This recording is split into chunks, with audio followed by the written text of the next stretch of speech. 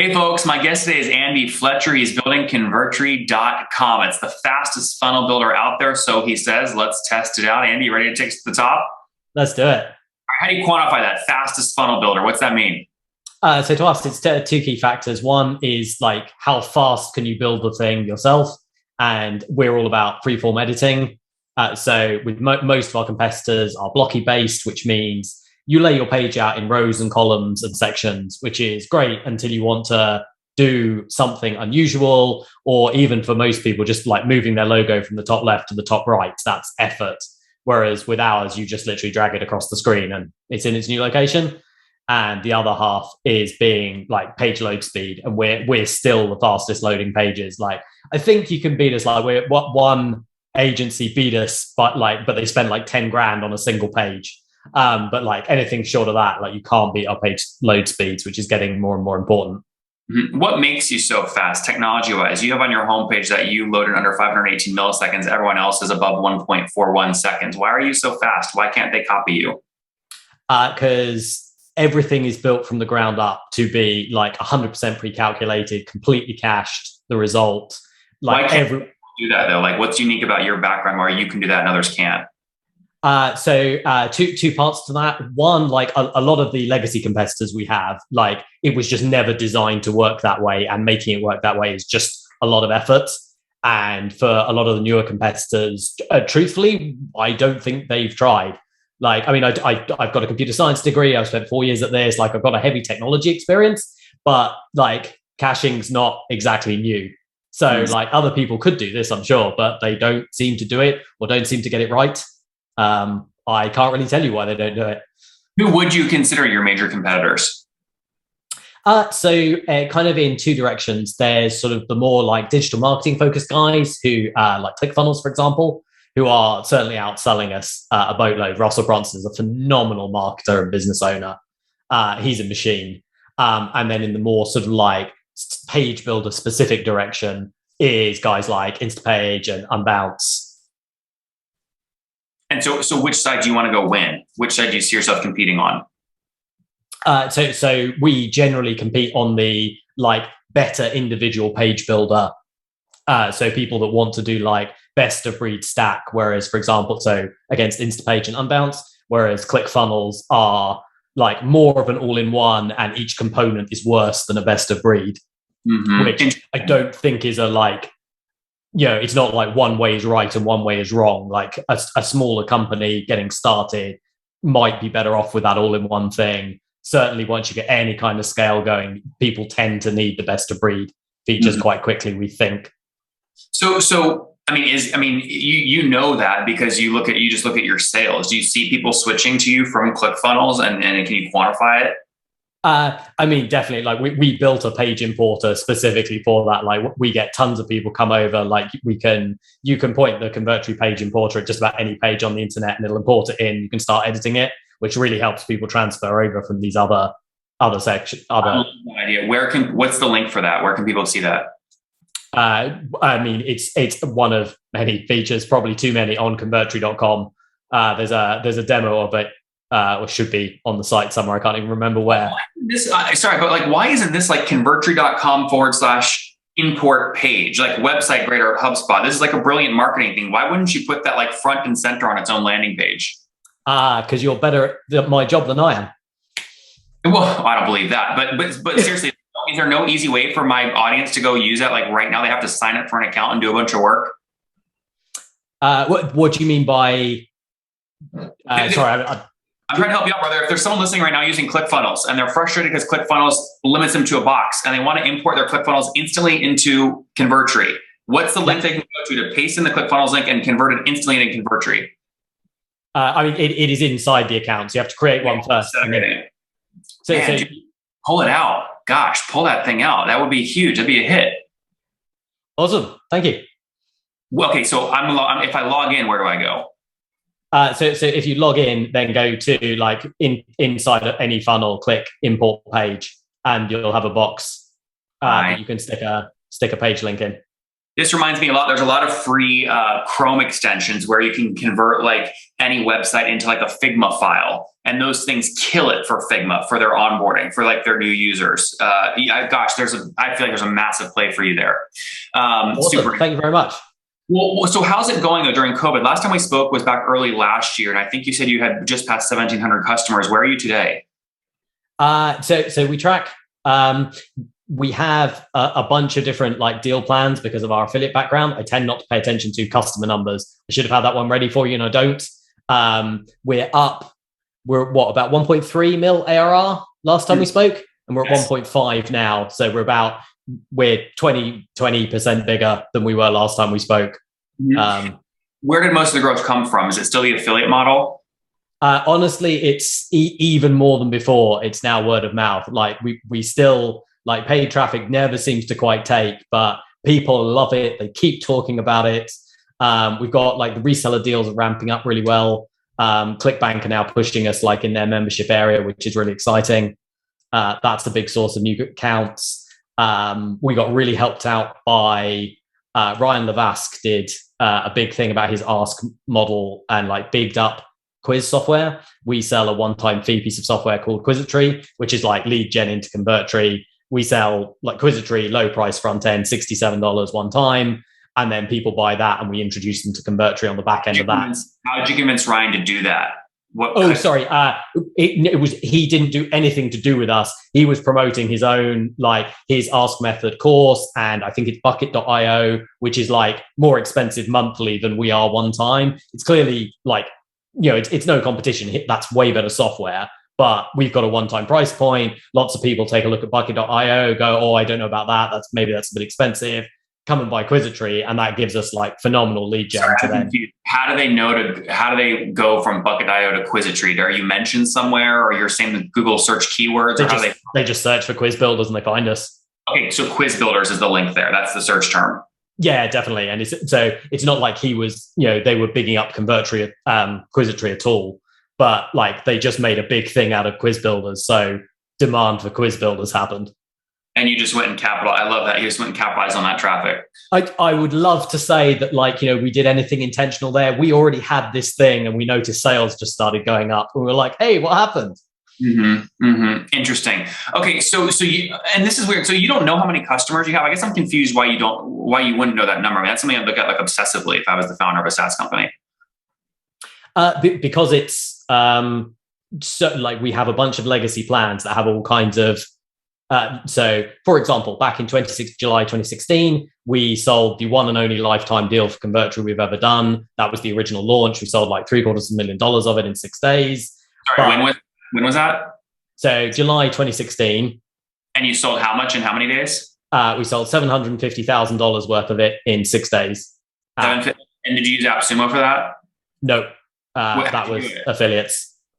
AppSumo's deal terms are terrible if you can get your own affiliates. If you can't, then it's probably a good play. If you can, it's not great terms. And remind everyone how you lined up all these affiliates, because I remember this being really impressive. But you told me like last time the majority of your revenue, going up to $1 million in revenue, came from affiliate marketing. I would love to tell you, I can tell you some of the techniques I use to recruit new people, but honestly, a big part of it is I've been in the industry a decade. I used to run an affiliate network. I know everyone.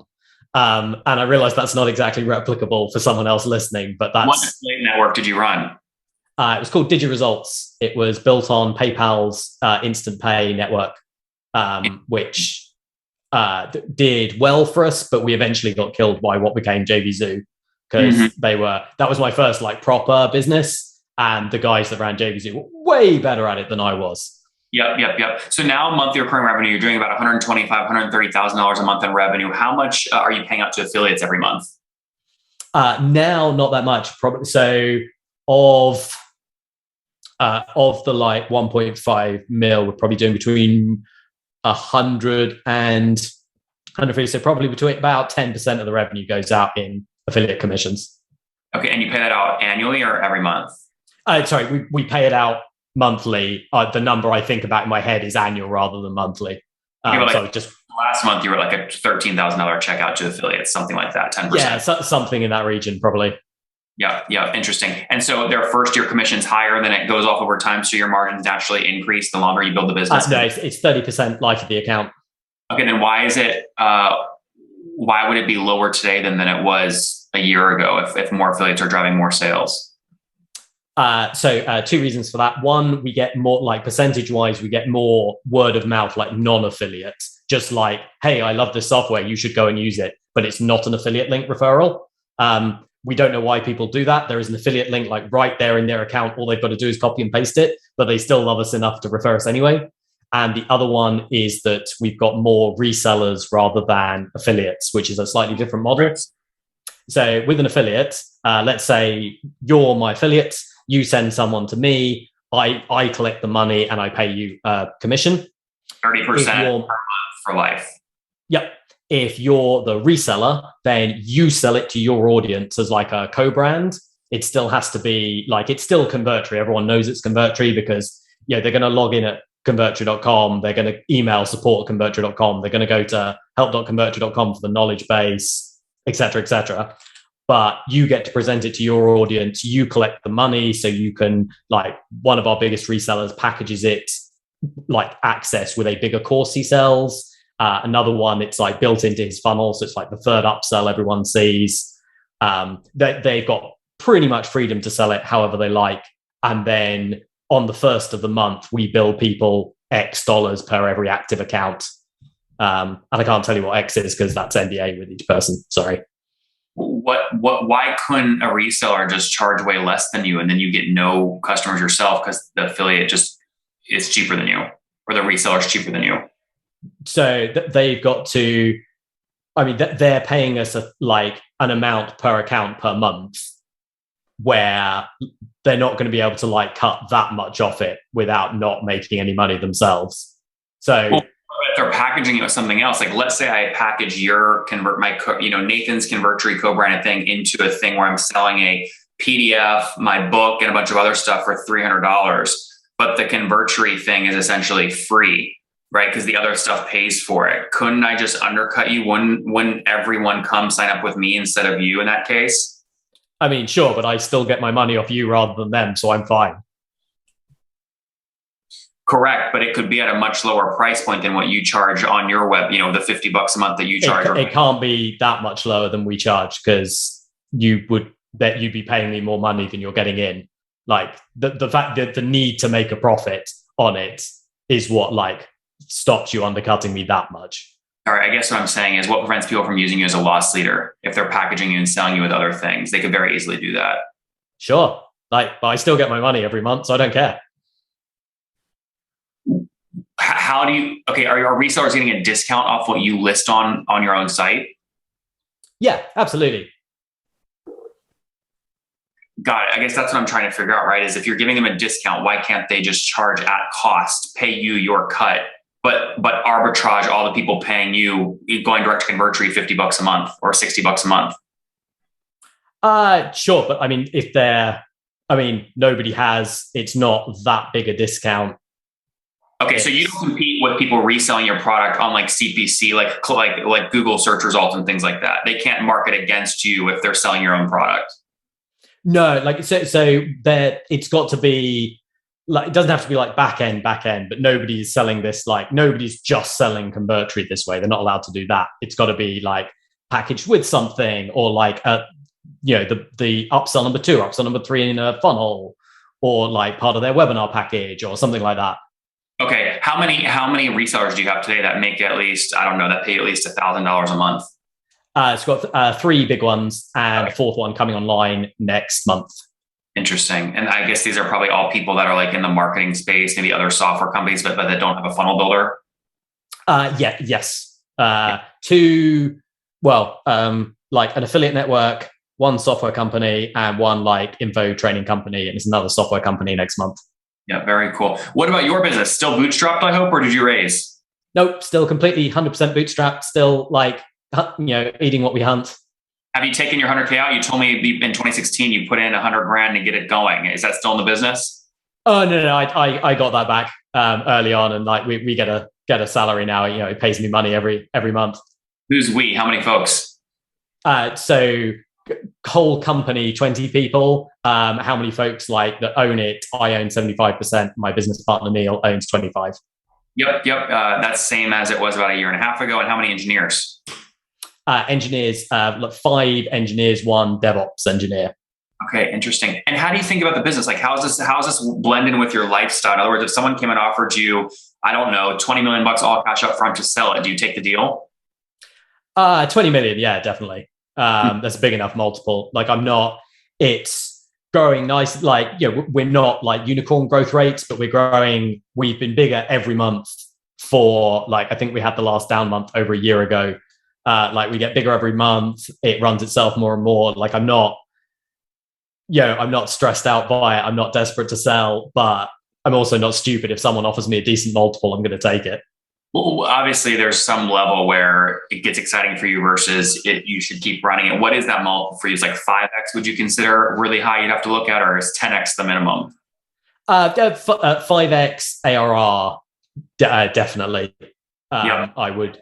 5x ARR, I would take it. Like, it would also depend how long they want me to stay around for. So if it's like, if somebody wants to like invest at like and like I've got to stay around and run it, like the number's just higher than like it's a buyout and I'm done in say 3 months. Like, I'm not just going to go, here you go, and run off into the sunset, but I'm not hanging around forever for that kind of money. So if someone offered you 5x of your 1.5 million run rate today, or 7.5 million total sort of cash up front, and you stuck around for 3 months to help with the transition and then could go off and do your next thing, that's something you'd seriously entertain. Yeah, I would do that deal tomorrow. Yeah. Well, guys, there you have it. There's a bunch of you listening right now. I think your inbox might blow up. So we'll see what happens, Andy. Let's keep going forward here. The churn. Do people stick? Yeah. In fact, we applied your, same thing as I thought about with the page importer from earlier. Last time we were on the call, you were like, dude, just segment your churn. And I was like, oh, what? And you're like, okay, let me teach you things. So yeah, we segmented our churn. There's this really interesting thing where at the 3-month mark, it's after people have been on for 3 months, they stick super, super well. And up to the 3-month mark, they're basically paying us to extend their trial.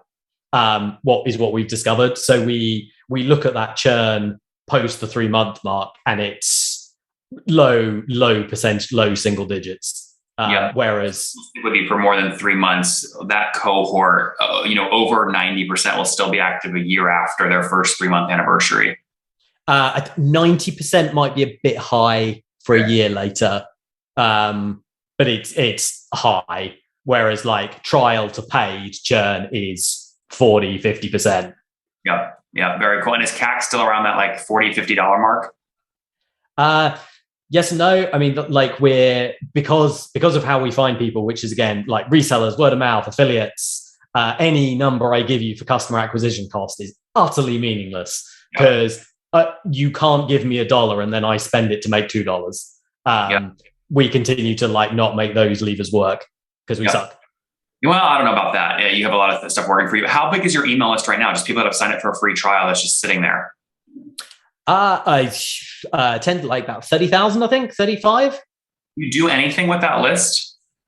Yeah. So we run like frequent reactivation campaigns and so on. We go back and forth on whether we should like hit the, like, say, after you've been churned for 3 months, you've had a reactivation campaign. Like, we've tried a bunch of stuff. Like, should we be dumping people out onto sort of more aggressive, just like, here's some interesting affiliate offers, but it never feels like it's going to make enough money to be worth the time and effort to get in place. A webinar tomorrow at 3 p.m. 4 secret changes the top performing funnel makers make that you should copy tomorrow, and then invite your list and then sell like hell on the webinar. Obviously, it's not your style. Like coming as that's more of a Russell Brunson thing. But I feel like you say that, but my current webinar is called "How to Get to $100 a Day with No Ad Budget, No Market." Like, we've all got one. So can you fill that up with a 35K list? I mean, do you market the webinar to the list? In fact, we haven't run that webinar to the list yet. That's on the experiment list for the next month or so. Very cool, Andy. Well, this is exciting stuff. Let's wrap up with the famous 5. Number 1, favorite book. Favorite book is okay. So last time it was High Output Management by Andy Grove, and I would say that got surpassed a week ago when I read Alex. I can't remember his surname. It begins with an H. His $100 million offers book.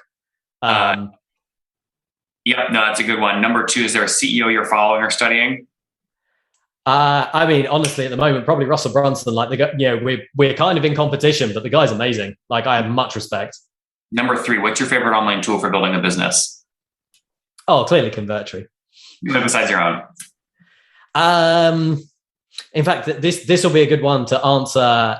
Currently, Jira. We're hoping like maybe the answer will be ActiveCampaign in like a few months' time because we're so sick of MailChimp. We cannot deal with their bullshit anymore. So we're moving to ActiveCampaign. I love ActiveCampaigns. Check them out. Number 4, how many hours of sleep do you get every night? 8. And what's your situation? Married, single, kids? Long-term partner, never married. No kids? No kids. Okay. And how old are you? I'm 38. 38. Last question. Something you wish you knew when you were 20. Take more risks, do more stuff. Like nobody knows anything. Do stuff, it'll be fine. Guys, convertri launched in 2015, the quickest funnel builder out there. They did their first $750,000 in sales over 6 days with affiliates. That's because Andy, the founder, comes from running an affiliate network. That's how I got those affiliates. Today, they're scaling with reseller partners, 3 big ones who white label the tool and then sell it themselves in packages. It's not white label. It's that's really important. Co-branded. They're doing $1.5 million in ARR today, up from $1.3 million just about a year ago. Andy, thanks for taking us to the top. Thanks, Nathan. Great to be here.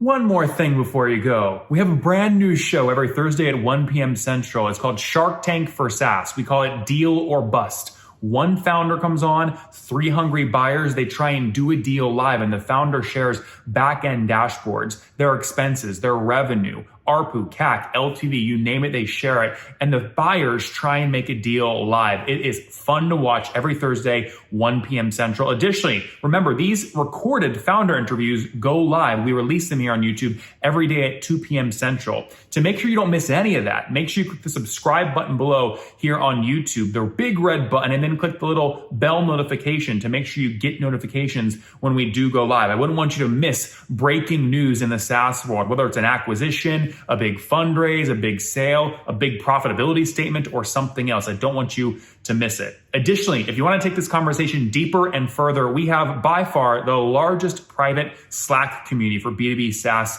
founders. You want to get in there. We've probably talked about your tool if you're running a company or your firm if you're investing. You can go in there and quickly search and see what people are saying. Sign up for that at nathanlatka.com/Slack. In the meantime, I'm hanging out with you here on YouTube. I'll be in the comments for the next 30 minutes. Feel free to let me know what you thought about this episode. And if you enjoyed it, click the thumbs up. We get a lot of haters that are mad at how aggressive I am on these shows, but I do it so that we can all learn. We have to counter those people. We got to push them away. Click the thumbs up below to counter them and know that I appreciate your guys' support. All right, I'll be in the comments. See ya.